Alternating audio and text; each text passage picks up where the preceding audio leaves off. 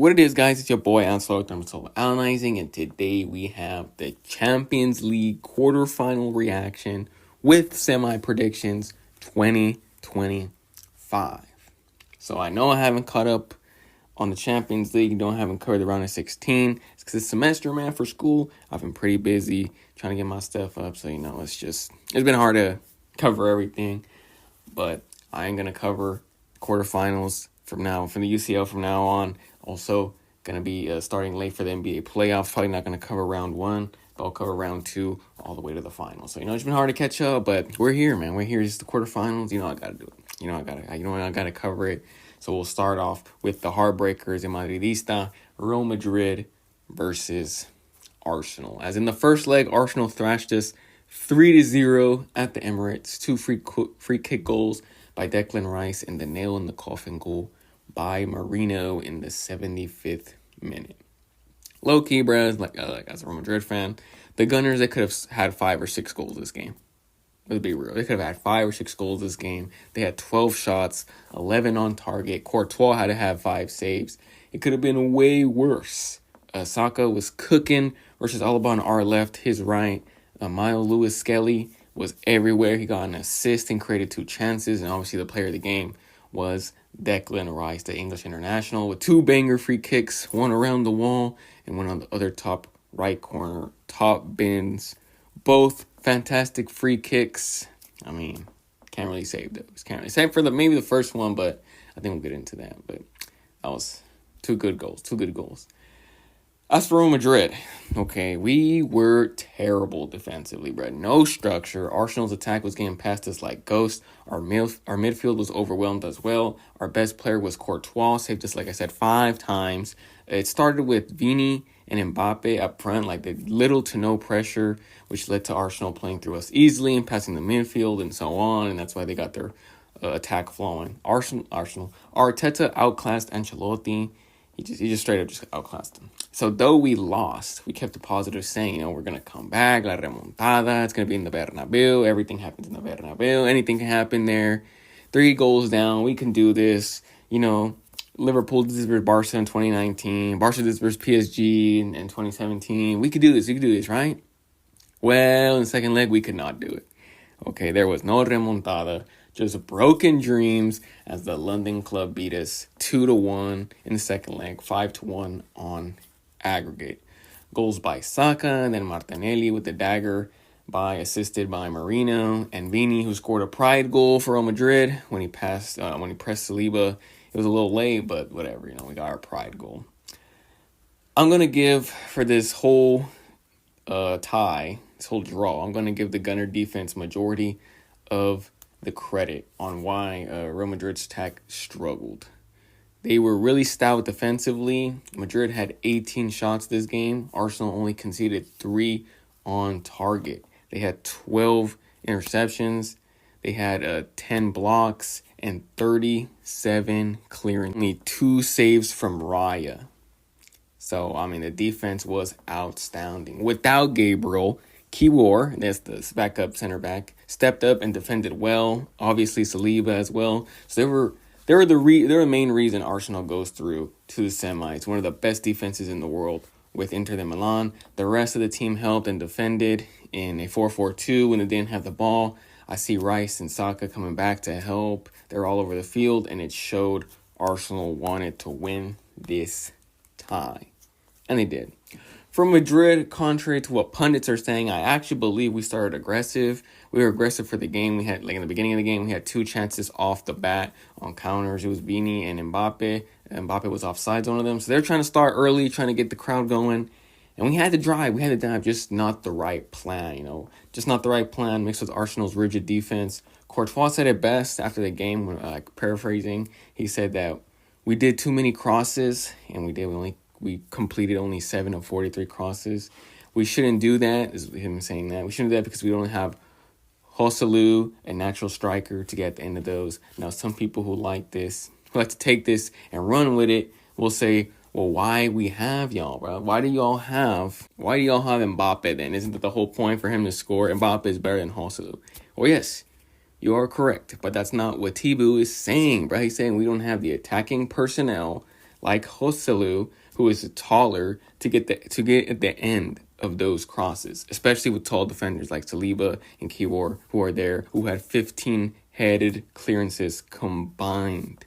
So I agree with Thibaut. He should have less crosses and put Guler or Brahim in earlier to have a creative attacker to produce some magic, some risks against the organized team. But like previously mentioned, Arsenal's defense was just spectacular. So I'm gonna give more credit to Arsenal. Like I said, they just defensively were just very structured and organized, and you gotta give credit where credit is due. Not just blame your team all the time, because the other team plays football as well. The 2 fouls, a penalty called on Asensio in the 10th minute, or Raul Asensio, center back. He did push Marino, but it was even like in the play at all, so I didn't really understand that. Soft penalty for me, but anyways, they called it. Saka takes it, he misses it. Courtois saved a big thing. At the time, we thought it was a big thing in the game, but it didn't really amount to anything, but yeah, he saved it. So props to Courtois. The other foul was the Rice on Mbappe in the 23rd minute. He did grab him. Mbappe sold it for sure. He just felt a touch and was like, oh, my fault. Of course, he sold it. I think the VAR check took forever to tell him to go look at it. Like, it took him like 5 minutes for VAR to go tell the main referee to go look. Like, bro, I don't know what's going on there. It shouldn't take 5 minutes. If they look at it for like 1 minute, like, all right, go look at it. That would probably take like a minute, but I don't know. So that was ridiculous. But in the end, ref said no penalty, and I'm not mad. It was soft. Mbappe fell. Like, come on. And then, if we got the penalty, all the people would be complaining online saying, oh, Vardred, always getting penalty, always getting help. So, whatever. It is what it is. But overall, man, Arsenal move on to the semis versus PSG. More about that later. And Madrid are left with a lot of questions and thoughts from your boy, yours truly. After this loss, I think we can finally look at the squad more objectively than we have in seasons past. And even this season, because the winning, and we're not even consistent winning, but the winning, some games that we have won, like we lose, and then we win 2 games, has made us look past things, including myself. I'm guilty of that as well. We've been so inconsistent these years, it's not even funny. I think we have the 3 biggest problems we have in totality is our defense, not really ranked, but if I had to rank them, I'd say our defense is number 1. Number 2 is Ancelotti and his tactics and not figuring out the front line, like how they can connect with each other. And then 3, we have no natural creative attacker like Cruz, or like no replacement for Cruz. And that's the 3rd biggest one. Let's start off with the first, right? Our defense is not good, especially the fullbacks. Dani Carvajal got injured, so he's getting old, and Lucas comes in to replace him, not his natural position. So as much criticism as he gets, he's not a fullback. Remember, he's a winger. He's a right winger playing fullback because we have no other options. And he's I wouldn't say he's a versatile player, but we can move him around because Lucas Vazquez is not the best player on the squad. He's not Cristiano Ronaldo. So you can move him to fullback if he wants to play. So that's why I don't really criticize Lucas, because that's not our position. He's not a good fullback, but we just have to put him there because sometimes we have no other option. But yeah, he cannot defend, but it is what it is. We put him there. And then Fran Garcia and Ferland Mendy are not up to Madrid par. Okay, so I don't know why. I used to love Ferland. I used to like Ferland Mendy. I didn't think he was good. I was like, he can attack, he can defend. I don't know what's going on with him recently, especially this last few seasons. I don't know. He's just not up to Real Madrid par, not up to Real Madrid standards. And Fran Garcia, he's not as well. He's just. So it's never stable, right? Our back line is never stable. Players go in, they go out. Something like a back line. Something like that in a back line should never happen. You need to have chemistry. You need to have stability. You need to have familiarity.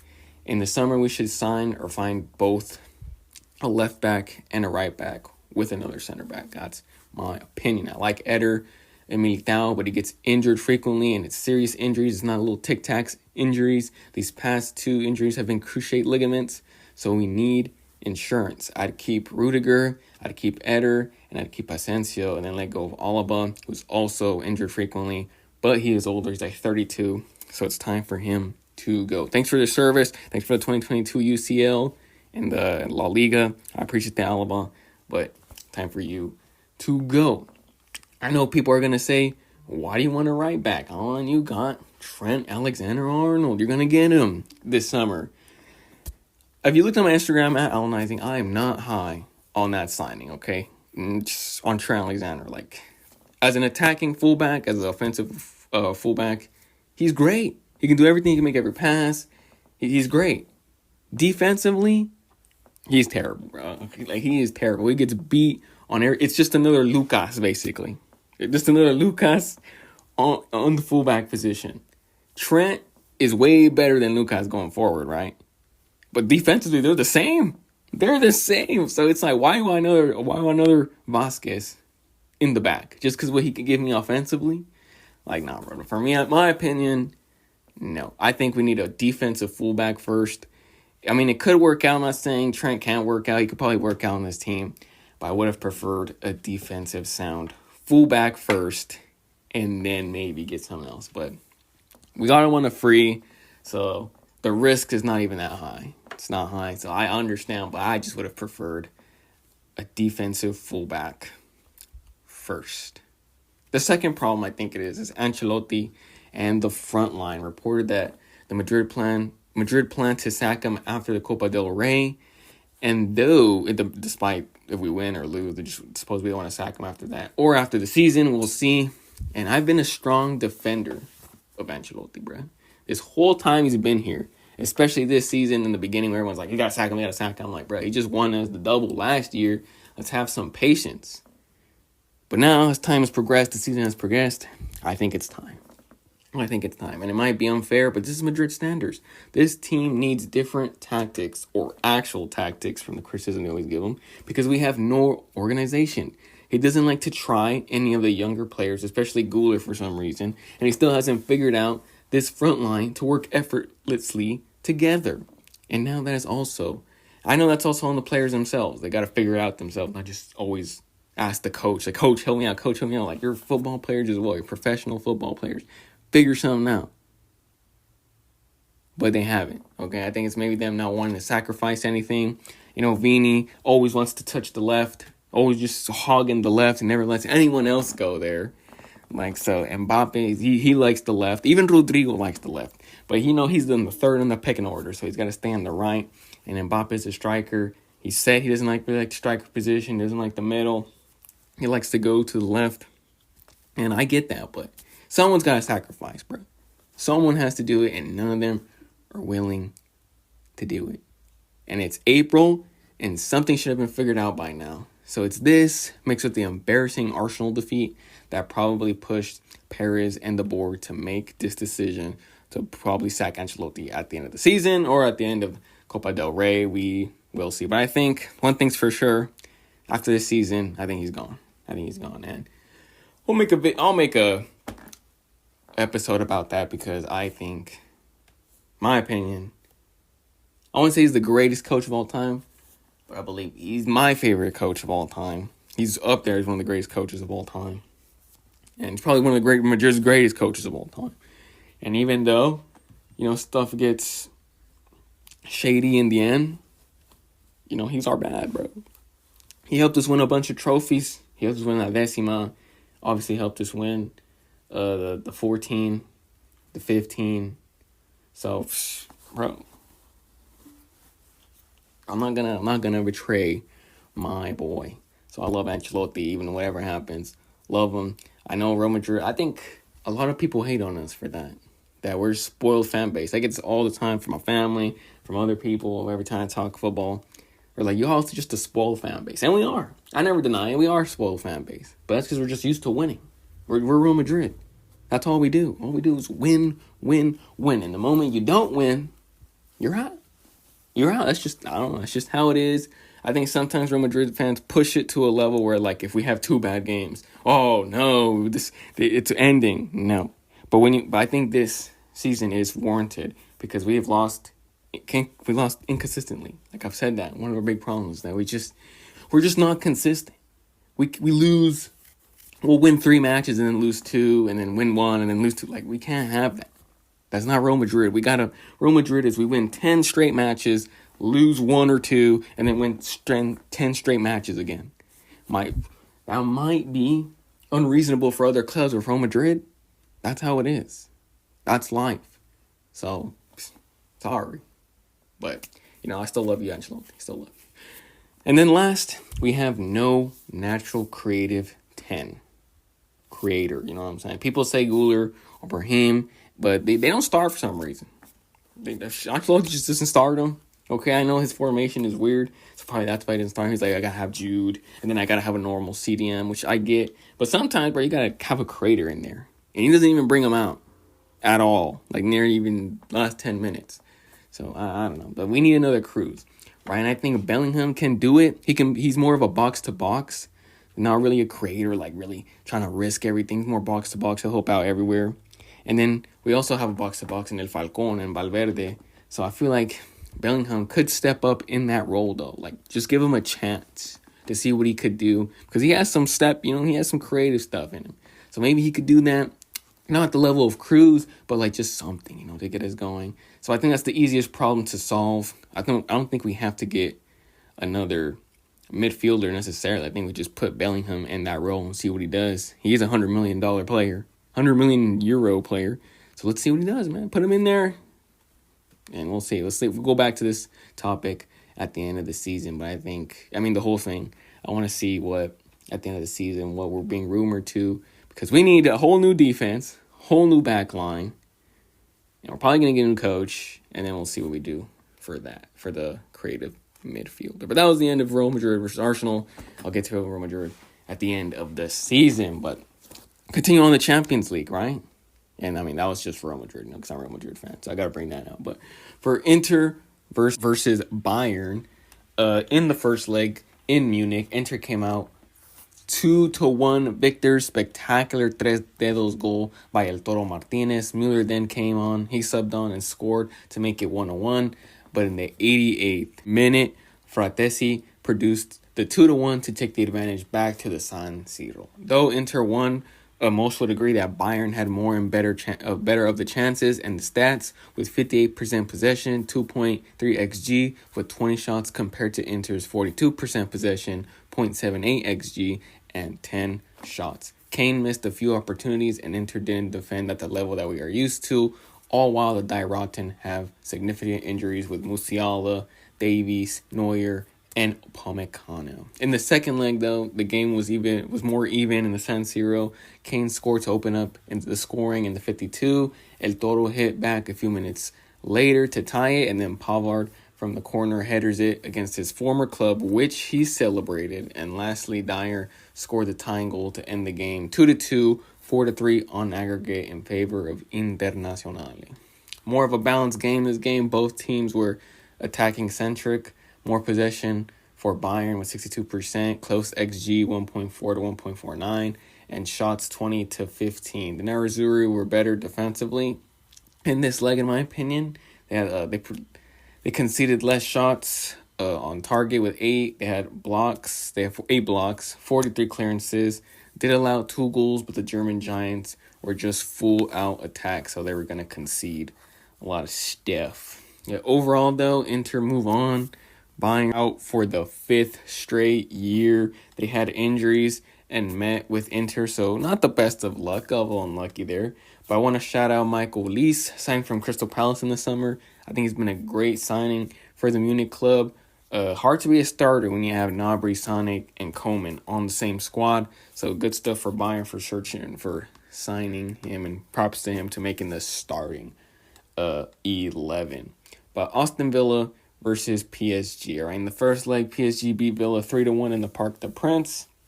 Goals from Doué, sensational run, and finished by Kvaratskhelia. Roger scored one for Villa, and the goal that doomed Villa was the Mendes goal at the 92 minute. Villa could not keep up with PSG in this game. The team was too dominant, 75% possession, 1.95 XG, that was 0.74, 29 shots to 10 on target for the Parisians. Emi Martinez had to make 8 saves, so it could have been more this game. But in the second leg, even with all that dominance, Villa still could have made a comeback and passed, as in the second leg, PSG looked to easily go through, going up 2-0, 5-1 on aggregate.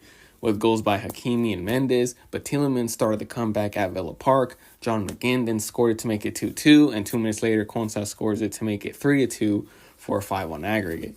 Villa kept pushing and pushing, chances after chances. Donnarumma saved one on the Asensio, a chance, and then 90 minutes, Pacho made a goal-saving block, and in the end, PSG held on to pass 5-4 on aggregate. Overall, man, the late Nuno Mendes goal in the first leg is what doomed Villa. It's what doomed them. It's what came back to haunt them. They don't concede the goal. That goal, it's 4-4 on aggregate, and who knows what happens in extra time or penalties at Villa Park. So I think Unai and Villa are going to have some sleepless nights thinking about that Mendes goal that just straight up doomed them. It just doomed them. But give credit to Villa. I didn't think they would have a chance versus PSG. After the first 2 goals, they rallied. They came back, had more shots, 17. PSG needed Donnarumma to have 5 saves. So credit to Villa, and PSG need to fix it quick against Arsenal. Barca versus Dortmund. So in the first leg, Barca annihilated Dortmund 4-0. Goals by Rafinha, a brace by Lewandowski, and the dagger by Lamine Yamal. Barca dominated in all categories, possession, XG, and shots. Dortmund got better in the second half, had some chances on the counter. Lamine and Rafinha were the standout players. Lamine got the goal. He was dribbling left to right, created 2 chances. He dribbles and attacks so effortlessly, man. At 17, he's so direct. It's insane. He's so calm on the ball. Like, bro, he's meant for this. Even as a Barca hater, I like to watch him play. Rafinha goal, that could have been a Kubarsi's, but, I guess he stole it. He had 2 assists. Best goal assists in the UCL with 19. He has 12 goals and 7 assists. Barca looked to have passed before the second leg even started. But in the second leg, the Blaugrana got a scare by Guirassy. Got the perfect hat trick. Right foot, left foot, header to have it 4-3 aggregate. But Ben Sabani scored own goal meant for Lewandowski, and Barca hung in there to pass 5-3 on aggregate. Though Barca had more possession with 54%, Dortmund had a better XG at 3.81, shots 18 with 11 on target. Barca tested their laurels already, rested on their laurels already, had the mindset that's all over. All we need to do is show up, and, we're going to win. And the Germans gave them a little scare. Midfield looked lost without Pedri. The front 3 were out of it. Credit to Dortmund, especially Guirassy, for the hat trick to stay in it, but too big of a deficit. So when the semis, right, we got PSG versus Arsenal. Arsenal comes off a draw this weekend versus Crystal Palace 2-2, and PSG drew Nantes 1-1. The first leg, I think, is going to be a draw, just like the other 2 draws, right? It's going to be a draw. It's going to be a tie, first leg, 2-2, but I think PSG is going to advance overall. I think PSG have the better team. Arsenal is still pretty injured right now, and PSG have been rampant this season, so I'm taking them. I'm taking Luis Enrique with that front 3 of Kvaratskhelia, Barcola, and Ousmane Dembele, so I'm taking them. And then Inter versus Barca. Inter came off a 3-0 loss versus Milan in the Coppa d'Italia, and then Barca won versus Mallorca 1-0 on Tuesday, I believe, in La Liga. I think Inter, despite all this, I think Inter will win 2-1 in the first leg in the Olympico and advance to the final overall. Though Inter defensively hasn't lived up to what they have been, especially this UCL versus Bayern and then versus Milan, I think they'll figure it out. Okay, I believe Inter's defensive prowess will return and give Barca trouble, and their high line leaves El Toro and Thuram hungry to get on that counter. And I think this is a team, I think this Inter team takes full advantage of that, with Inter's defense being good enough to withstand the whole attack of Barca. So I'm taking Inter and PSG in the UCL final 2025. And that was the whole episode, guys. Thank you all enjoyed it. Hope you all enjoyed the episode. I'm going to be back for the semis and for the NBA playoffs, so look out for that one. See y'all in the next one.